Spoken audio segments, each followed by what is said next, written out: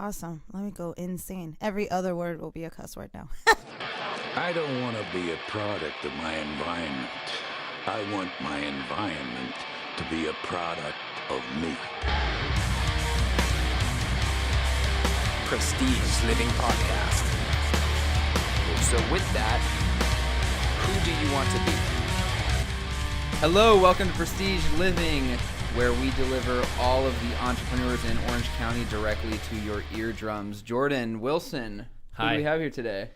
Jay, today we're lucky we have a great photographer who I've not only seen her stuff on the internet, but I've also seen her work firsthand. She has done the photography for my younger sister's wedding, and she will be doing the photography for my older sister's wedding. If she's looking to do mine, she's going to be waiting a long time. I have him on my wait list. Oh, yeah. How long is that wait list? So there's the voice, and now let's meet Abby Tanori. Thank you so much for being here. Thank you. Abby, welcome to the show. Thank you guys for having me. So you capture the precious moments. I do. I think I have the best job in the whole wide world. So tell us when all this began. Oh man, wedding photography for me started officially 7 years ago. And I just realized that when I saw a post on Facebook that one of my couples put up, and I was like, they were the very first couple I ever photographed, and they're celebrating 7 years. I'm like, it all came together. Your photos kept them together. They really do. Oh, Jay. Yeah. Sorry, don't worry. I wanted to punch the microphone out of just pure jealousy. You just need me to photograph you, and it'll all come together. But you can just photograph me alone, and that will last much longer. What about Carl? Oh yeah, and Carl. That's my bulldog, not my boyfriend. Not that there's anything wrong with that. Hashtag love wins. Hashtag love wins. Love is love. Love is love. Yeah. So what were you doing before the photography gig? I feel like I've been doing photography always, but not always wedding photography, which is a whole different beast. Were you a W-2 employee before, like prior to 7 years ago? I was actually. I had a 9 to 5. I did the whole drive to work, put on a suit, like look professional. Okay, you drive with your running shoes on. I wish we had video. You know what though? We lived in New York for a really long time, and I worked there, and I had to walk to work. So that's actually not completely false. Okay. So when did you quit that job? That happened in 2004, 2005. And it was because I was traveling a lot. It sounds like a first world problem. It really does. But I was never home. I was home for 3 days out of the month. And then I never got to see my husband. And we really wanted to have a baby. And we had tried for several years. But I was never home. So key, if you want to have a baby, you got to be home. You might be talking to the wrong crowd, at least in this room. This is a physical impossibility. Okay, so 11 years ago, let me just rewind. 11 years ago, you quit your job. Yeah. Okay. You quit because of so much travel?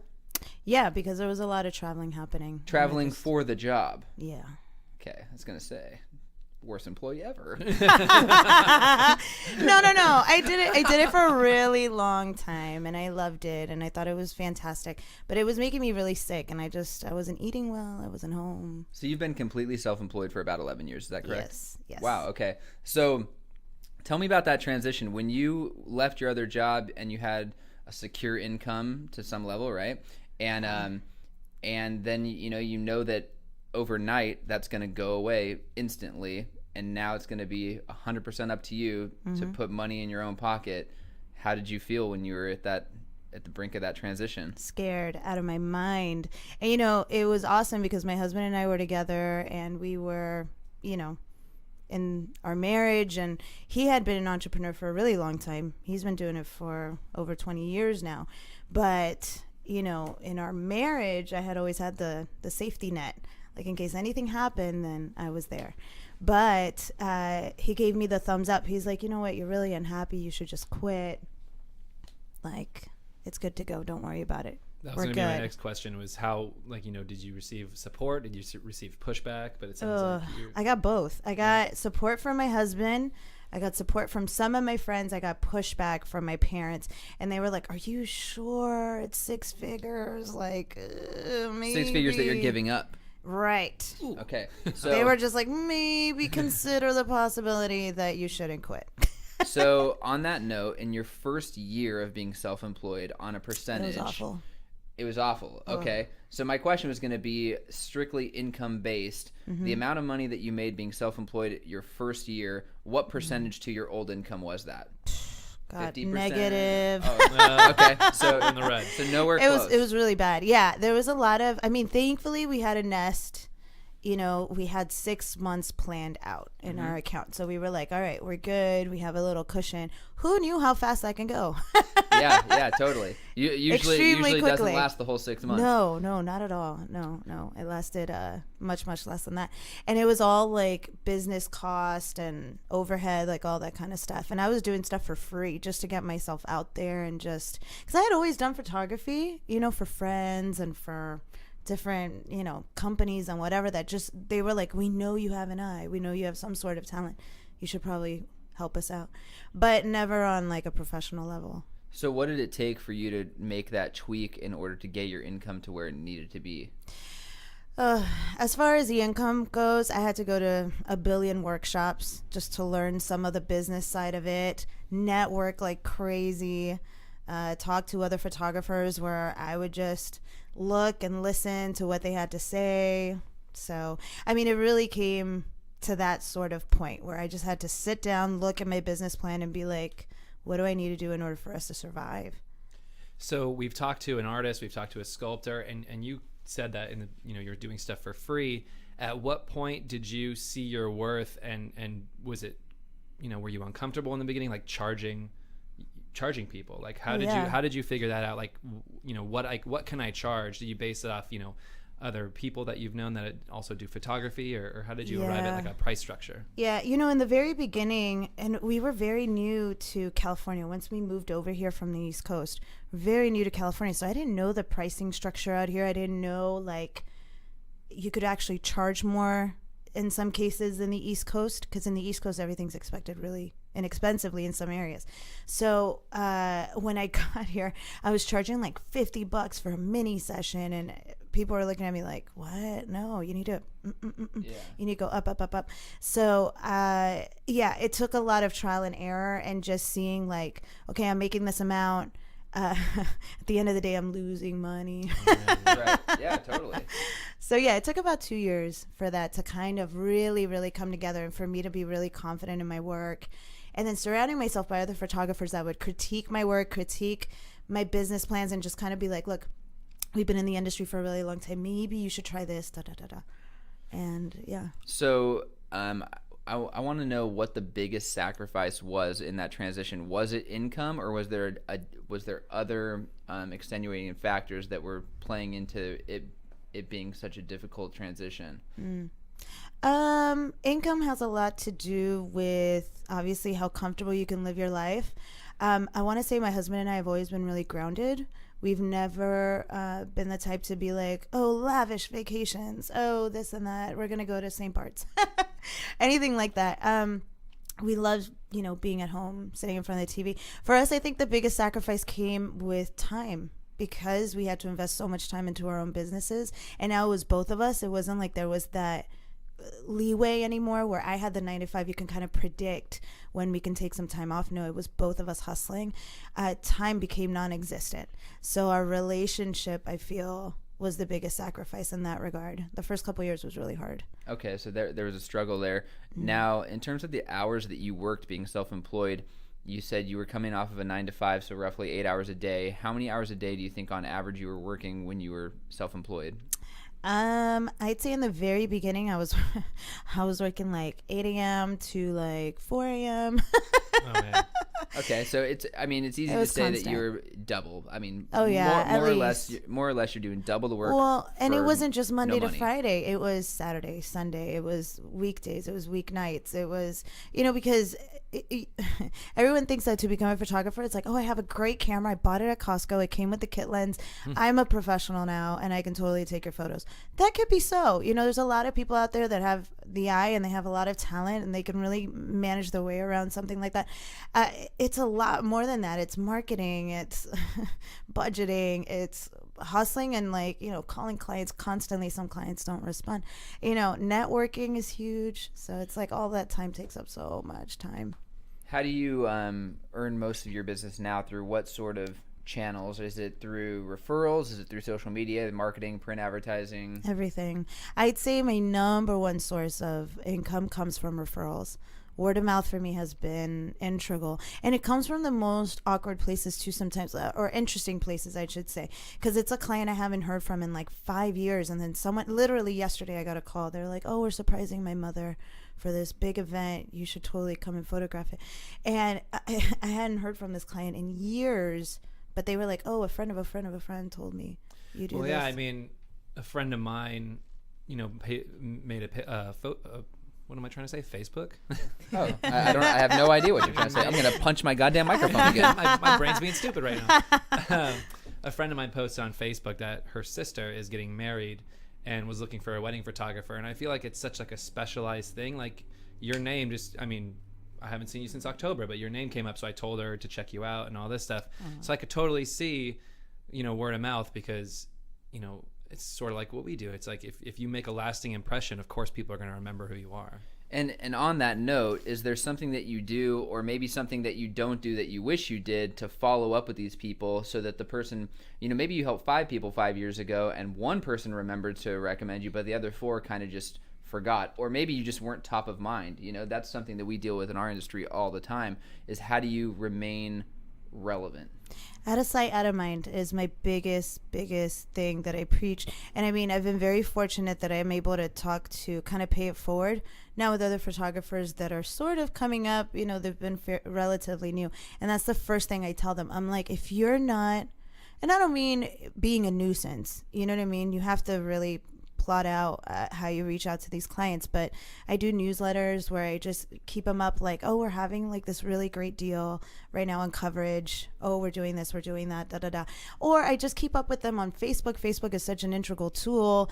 I text them if we built that sort of rapport. I have some clients that come over and we have like pizza and beer nights.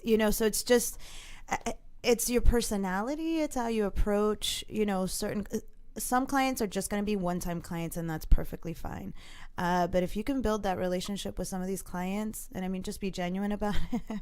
Don't just build relationships just to, be their friend. But yeah, absolutely. So for the entrepreneurs or aspiring entrepreneurs that are listening to this right now, what's advice that you would give them? I mean, especially going back 11 years ago, this completely different era in terms of technology and marketing and getting yourself out there. I mean, if someone today wanted to get into, it doesn't even have to be photography, but just wanted to skip out on the W-2 job and focus solely on being self-employed, what are some things that you would advise them to do, not to do, and what are some like expectations based around that? The list is pretty lengthy. I think I'll try to condense it. Let's do the Cliff Note version. Yeah, the Cliff Notes. I would say definitely before you say goodbye to that 9-to-5 job, have income, at least as a cushion, as some sort of nest for you, because the first year at least is going to be hard. If there isn't some sort of plan or anything really immediate. So I'd say definitely have that there. Network, get around other people that are in your industry that are gonna potentially help you. That's the thing. Some people don't realize, as a photographer especially, there are times where I just can't do the job. Either I'm booked or I have plans or whatever. I will call whoever I can think of and be like, hey, are you available? You'd be perfect for this job. Word of mouth, is so integral. So like, don't burn bridges. Do you think that ambition can be learned? Like, if somebody is in a job right now and they think that they're going to become self-employed and they want to go down this path, is there a personality trait that is there or is not there, or can it be learned? That's a tough question. I think someone that's considering quitting their job and just going into something, the field of being an entrepreneur, already that says a lot about them. You know what I mean? They already have something there. Not everyone's cut out for it. I think people realize very, very quickly whether or not it's something that they're meant for, because of the strain that it takes on you, on your wallet, if you're in a marriage, on your marriage and your home. So yes and no. I think ambition is something that you're naturally born with. Could you teach it? Potentially. I think there's some people that definitely want it more, and I see it in my industry. There's some photographers that are just, man, they take it like horn by the bulls, and they go nuts. While I see others that are kind of resting on their haunches and just like, it'll come. Those are the photographers you see like in a year or two just kind of like disappear. Yeah, there's so many different personality traits out there, and you see the people that are complacent at their job, the people that kick ass at their job and are just scared to leave, and then you got the people that are like, money doesn't matter, all I want to do is be happy. It's really hard to be happy when you're broke. That's true, actually. That's just the truth. And I think that people, especially now as this generation is kind of has been a springboard for more entrepreneurs to get out there in the field and is more widely accepted, people gravitate toward the idea of that autonomous work schedule and being completely on your own, and I don't have to answer to anybody. And the reason I ask that question is because just because you want to be self-employed doesn't mean you'll be good at it. That's true. I mean, I can think of plenty of individuals who have contacted me personally to get into real estate, which is the same idea. And, I've told them very honestly and very bluntly that it's just not for them. I know that they won't enjoy it. They'll be frustrated. And these are the same types of individuals that maybe are at their job now and are complaining about the work environment or how things are unfair,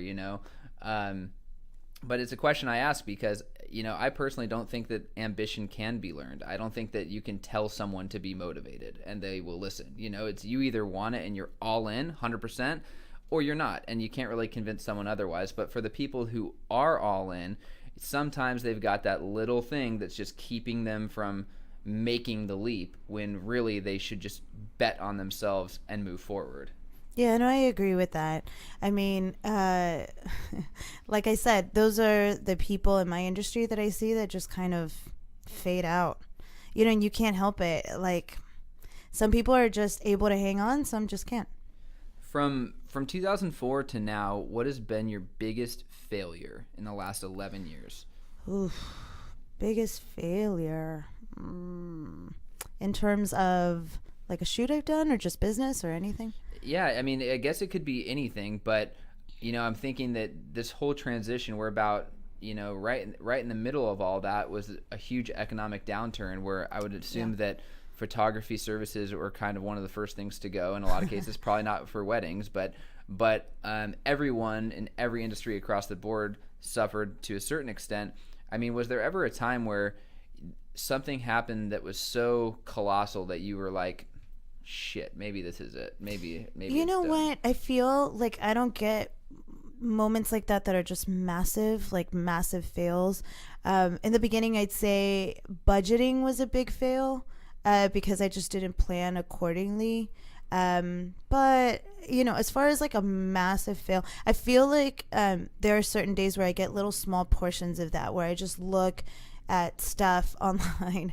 It's the worst thing you can do is just look at other photographers' work. But I look at stuff online, I'm like, I should quit. Because you're comparing yourself and considering yourself to be inferior. Pretty much, and it's just kind of that whole, am I good enough? Should I still, the phone is just silent and the emails are not coming in the way they normally do. And you just kind of really look around and you're like, I could seriously just be doing my 9 to 5, getting a normal paycheck and just calling it a day. But that quickly disappears because you're just like, I have a 4-year-old son, so I'm like, I can spend time with my son anytime I want to. I get to pick my work hours, I get to pick the clientele I get to work with, and they're all pretty awesome. So it just goes away rather quickly. When you have moments like that, when you're feeling that, and I think everyone in a self-employed role has felt that way, what do you personally do, or what kind of mindset do you get yourself in to get out of it? here's what happens. When that thought comes in, I like get in pajamas and I sit on my bed and I'm just like, I need a glass of wine right now. So drinking. Drinking solves all problems. No, Whenever just you're kidding. whenever you're prime disappointed, drink Yeah. a glass of wine. Oh man, let's get into that right now. So no, I mean, I tend to kind of text my husband and I'm like, should I still be doing this? Maybe I should just quit. Maybe I should just, and he's so level-headed. I mean, I don't know if you've ever met him. He's so level-headed and so just like, no, it's going to be fine. Like, why are you even thinking that? You're fantastic. He's the first to critique my work when it's not up to par. He's so critical with that. But when it comes to business and stuff like that, he's like, no, you're doing what you're supposed to do. Like, just sleep it's been today 11 off. years. It's clearly working out. Yeah, we've been together for a bit. But he's like, just let this day just pass. I promise you tomorrow will be much better. And I'll get an email or something just like, oh, okay. So what does your morning routine look like? Like, I mean, for people who don't have the 9 to 5, I mean, I'd say across the board, it's very common, very typical for someone to have to wake up, put the coffee on, get the kids ready, go to work. Then it's like, you're there from 9 to 5, then you come back, pick up the kid from daycare, whatever. You come home, you got them ready, you make dinner, like rinse and repeat, whatever. Yeah. But for someone who doesn't have those specific of obligations, what does a daily routine or a morning routine for that matter look like for you? I've been very structured when it comes to my morning routine in a sense. Obviously, I have a little more leeway. I don't have to dress up. I mean, today I had to, but I don't. For us? You dressed Yes, up for us? just for you. I have a meeting right after this too. So That's what it's really for. There it is. There it is. For those of you listening, she's wearing her wedding dress. I came, playing the part.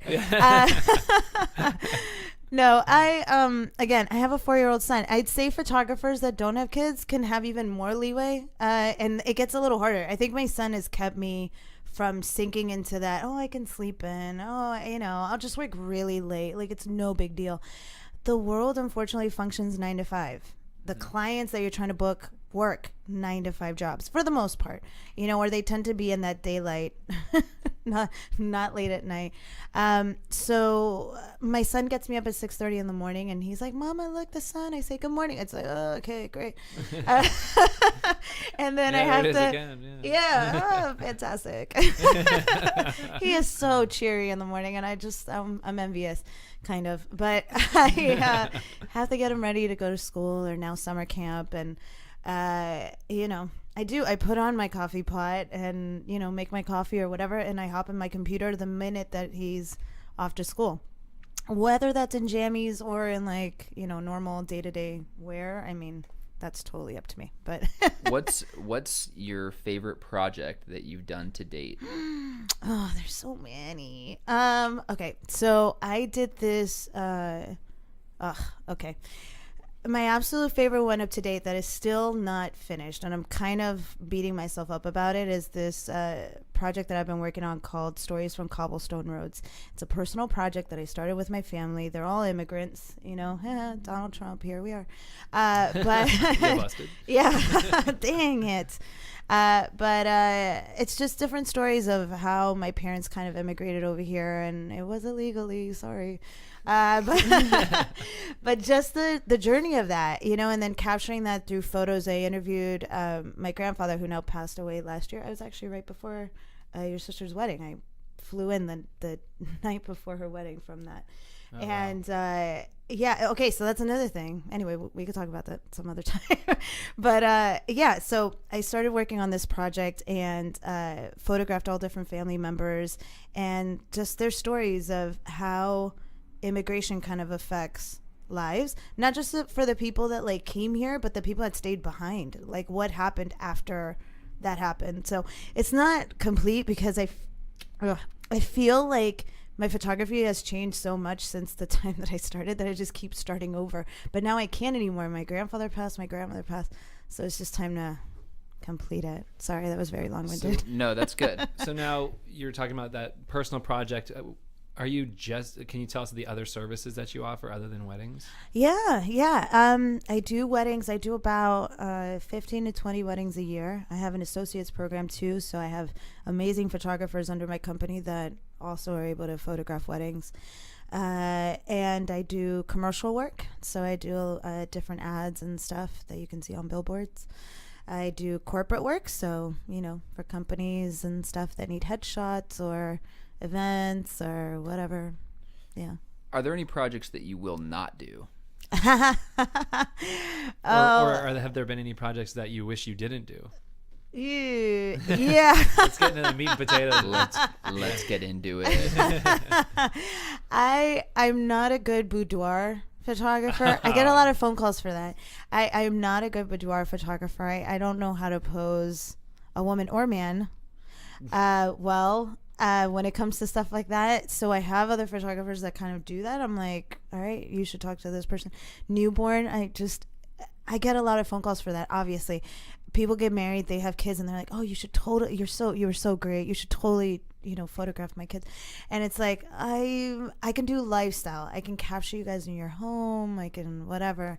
But yeah, I'm not good with the whole posy and put them like in a ball suspended from a tree branch. Like I don't do that. Kids, just because I'm a mom, I understand that this age is so difficult, so I refuse to photograph it. It feels really bad. But up to the age of like 3 or 4, like I'm like, maybe this photographer for your family session would be better, because my son at least was insane. I won't say other kids, other families with kids of that age. Yeah. Okay, so how do people get a hold of you if they want to hire you? If they want to hire me, they can come to my website, www.tanoriphoto.com. And then I have in my contact me section, you guys can send me a little email or find me on Facebook. And how far out are you booked? July is completely booked. August is completely booked. September, just about. Okay. And then I have stuff happening in April, happening in March, happening all the way up to October of next year already, which is insane to me. Good for you. That's Thank awesome. you. So are there any, and this is a question, because I have one myself, and so I want to ask you, is there any like obligatory like wedding picture that you just can't stand taking? Because I want to ask you your opinion on mine, and I just on your wedding? Yeah, my wedding. No, I just don't get the photo of just the dress on a hanger, like in a window or in a doorway, or just hanging on just the dress with nobody in it. Explain to me. I just don't get it. Like, it looks so much better on the person. Explain to me, please. I'm getting heated right now. I'm getting heated. I can see it. Relax. He's about to punch a microphone. The Italians come talking with my hands. Okay, I just don't understand the wedding entirely. He's like, what is this event? Okay, so you've touched on a fantastic point, and this is controversial in the wedding photography industry, because there are some photographers that absolutely adore that photo, and they're like, oh my gosh, yes, you have to do it, and other photographers that are like, this is just, why are we doing this? Why are we putting where are outfits? You at with that? Where are you? I'm right in the middle. As a true Libra that I am, I'm dead smack in the middle of that argument. I do it because it makes my certain brides really, really happy. For me personally, I prefer it on a human being, the bride or groom, whoever wants to wear it. That's why it was made. Yeah, exactly. Literally the purpose of it. I do. I think, a bride the day of her wedding feels, for the most part, like such a queen, as they should, or princess or whatever, and you see that the minute they put it on, like everything changes. The stress, like everything that they had been kind of going through with leading up to putting on that dress, just kind of melt away just for a second as they're putting it on. Then they really get a full look. I had this awesome bride, actually. I wish that she would be listening. Her name is Julia. You don't think she listens to the show? I don't know. She's not based in the OC. That would be her excuse. excuse. That would be her excuse. It's on iTunes. So I had this awesome bride. Her name is Julia. And the moment that she put on her dress, she still hadn't really seen herself. And she caught a glimpse of herself on like the full length mirror. She like lost it. She's the type of girl, like you don't expect her to cry. You don't expect her to react in any sort of way. And the minute that she did it, she was just like, she couldn't even help herself. That's what I live for. Those moments right there. So yeah. So So is not the cufflink ones. Not Yeah. pretend that you're straightening your bow tie. Right. That's tough. Yeah. Okay. So if people want to get a hold of you, Abby, it's TanoriPhoto.com, yeah? That's And correct. Tanori is Tanori. Yes. All right. Thanks again for being on the show. It's Abby Tanori. Reach her at TanoriPhoto.com. Thank you so Thank much. you so Thank much. you. See you soon. That was a good one. Good. If you would like to be on the Prestige Living podcast or know someone that would be a great guest, go to www.prestigelivingpodcast.com. We'd love to hear your story.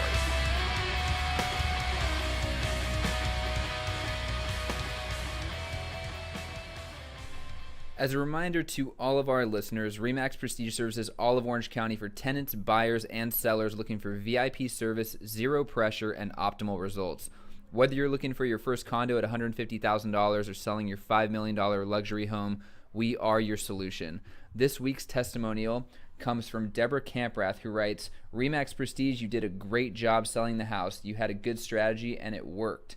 I appreciate your extra attention to the FHA loan terms and making sure that we closed before month's end. Thank you for everything. I will refer an opportunity to you anytime I can. So, there you have it. Another example of our core philosophy, representing our clients' best interests at all times. Like us on Facebook by searching RE/MAX Prestige, and feel free to reach us online at prestigelivingpodcast.com.